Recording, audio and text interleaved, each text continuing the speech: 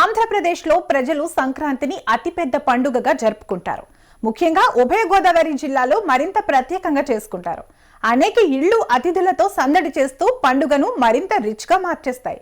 కానీ ఈసారి భీమవరం సహా కొన్ని ప్రాంతాల్లో ప్రత్యేక ట్విస్ట్ ఉంది. గంటకు రూమ్ అద్దె 10,000 పలుకుతోంది. సంక్రాంతి సీజన్లో హోటల్ రూములు ఫుల్ డిమాండ్లో ఉన్నాయి. కోడి పందాల హడావిడి పండుగ నేపథ్యంలో గోదావరి ప్రాంతం ఇప్పుడు హాట్ స్పాట్గా మారిపోయింది. ఇంకా ఏ ప్రాంతాల్లో ఈ డిమాండ్ ఉంది, హోటళ్లు రోజుకు ఎంత వసూలు చేస్తున్నారనే తదితర విషయాలను ఇప్పుడు తెలుసుకుందాం.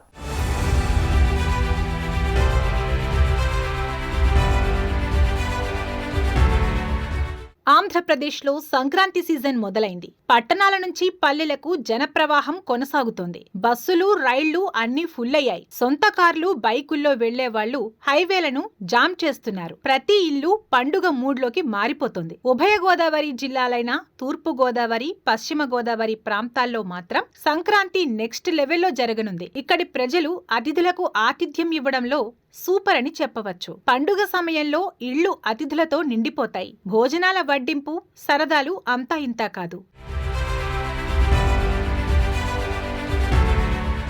గోదావరి జిల్లాల్లో సంక్రాంతి అంటే మరో ముఖ్యమైన విషయం కోడి పందాలు. ఇవి ఇక్కడి సంస్కృతిలో భాగమే. కోట్ల రూపాయలు చేతులు మారుతాయి. పందాలు జరిగే ప్రాంతాలు ఇప్పటికే సిద్ధమవుతున్నాయి. ముఖ్యంగా భీమవరం కోడి పందాలకు కేర్ ఆఫ్ అడ్రస్. ఈసారి పండుగ జోష్ గతేడాది కంటే డబుల్ అయింది. భీమవరంలోని పందాలను చూసేందుకు ఆంధ్రప్రదేశ్ నుంచి మాత్రమే కాదు, తెలంగాణ, తమిళనాడు, కర్ణాటక నుంచి కూడా జనం వస్తున్నారు. ఇది ఒక టూరిజం ఈవెంట్ మాదిరిగా అయిపోయింది. ఈ రద్దీతో భీమవరం, ఏలూరు, తాడేపల్లిగూడెం, తణుకు, కాకినాడ, రాజమండ్రి వంటి పట్టణాల్లో హోటళ్లు, లాడ్జీలు ఫుల్ అయ్యాయి. సుమారు 150 హోటళ్లలో ఒక్క గది కూడా ఖాళీ లేదంటే డిమాండ్ ఎంత ఉందో అర్థం చేసుకోవచ్చు. హోటల్ యజమానులు అద్దెలను భారీగా పెంచేశారు. సాధారణ రోజుల్లో ఒక గది రోజుకు 1000 నుంచి 5,000 రూపాయలు ఉంటుంది. కానీ ఇప్పుడు పండుగ సమయంలో ప్యాకేజీలుగా మార్చేశారు. 3 రోజులకు 30,000 నుంచి 60,000 వరకు అడుగుతున్నారు. కొన్ని స్టార్ హోటళ్లలో ఒక్క గదికి 1,00,000 రూపాయలు వసూలు చేస్తున్నారు. ఇంకా షాకింగ్ విషయం ఏంటంటే కొన్ని హోటళ్లలో గంటకు 10,000 ఛార్జ్ చేస్తున్నారు.